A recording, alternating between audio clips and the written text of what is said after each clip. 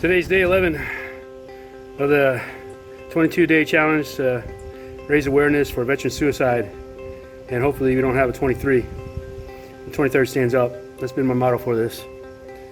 Like I said, every day, these 22, it's not easy. It seems easy, but it's not. People are busy. So one thing I learned about, this past year and being accountable to things that you do. Sometimes life gets in the way and throws wrenches in it, and the things you plan on don't get done. Every plan you have, it doesn't always come to fruition because of outside influences or effects.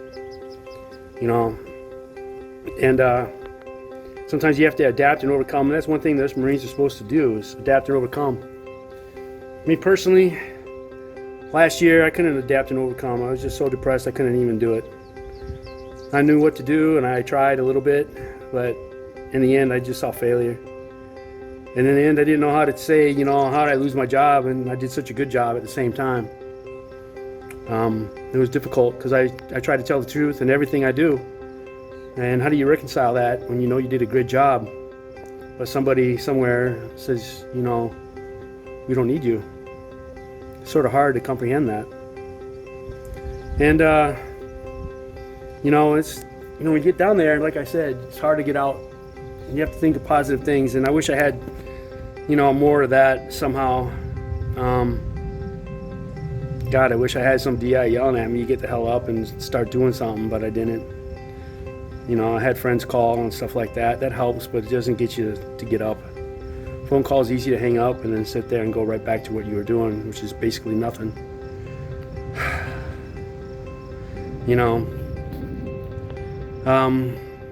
Looking at things now, I had a plan back then.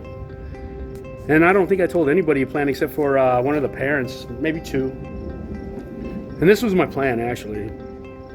It was, I thought it'd be cool to, have my kinders, go all the way through 4th grade, graduate that last year, and then move into Westwood. And I was planning to transfer to Westwood.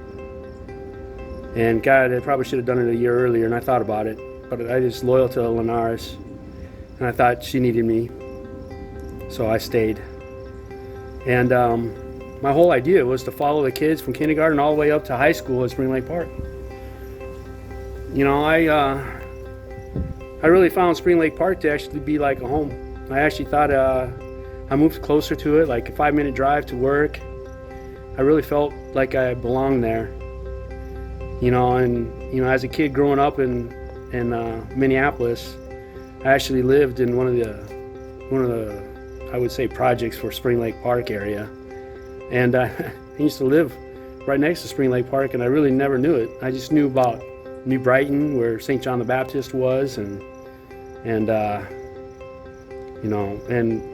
didn't really recognize Spring Lake Park.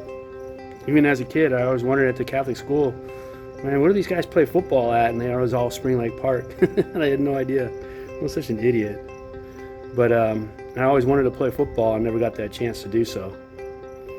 So, seeing the kids at school, with their Spring Lake Park stuff, it just clicked in my head. Holy crap.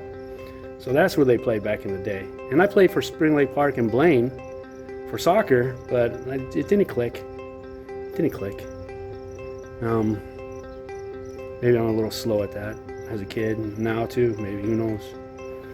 But yeah, my idea was to, go through kindergarten and all the way through high school with the kids from kindergarten my first year. And I thought that would be an excellent treat, and I don't think any teacher's ever done that. And, at the time, I'd, eventually become a history teacher instead of a paraprofessional and teach history in high school, my ultimate goal. And of course that didn't happen. And that hurt too. My goals didn't become what I wanted. And the home I thought totally went away. And I don't think you guys understand that, I don't have much of a home life, I'd say. It's still looking for a home, and it's sad. I look back at it, I try to take a look at my parents, I don't know.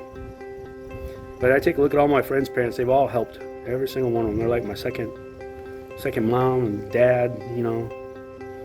I mean, I name them all. Bill Chambers' mom, Duke's mom, Lutz's mom and dad, you know, soccer coaches too.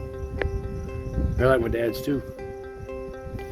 But the thing is, you know, finding a place that you feel like home, your community and all that, I thought Spring Lake Park was it. I really did. And when it all got taken away, it just hurt so bad. So, like I said, I'm going to go on this journey and try to find, hopefully, a new home. We'll see. All right. I'm going to get to the 22 because I'm about to die here, choking for some reason.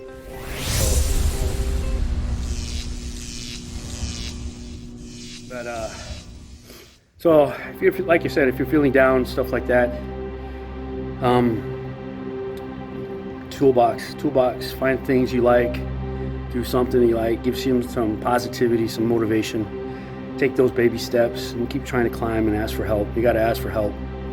I can't express how hard it is to ask for help, but it really is.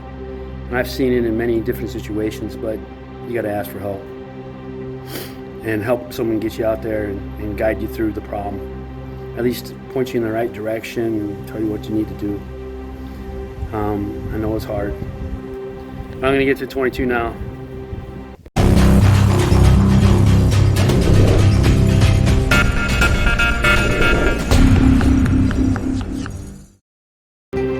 All right, 22. 1, 2, 3, 4, 5, 6, 7, 8, 9, 10, 11, 12, 13, 14, 15, 16, 17, 18, 19, 20, 21, 22.